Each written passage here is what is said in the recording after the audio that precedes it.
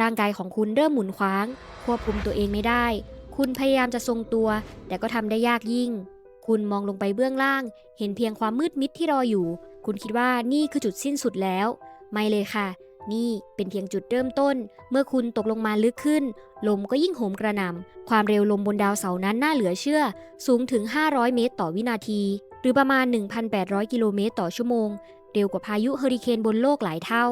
คุณรู้สึกเหมือนกำลังถูกฉีกเป็นชิ้นๆคุณกำลังดำดิ่งลงสู่ชั้นเมฆที่ซับซ้อนของดาวเสาร์ซึ่งประกอบด้วยเมฆแอมโมเนียเมฆแอมโมเนียมไฮโดรซัลไฟด์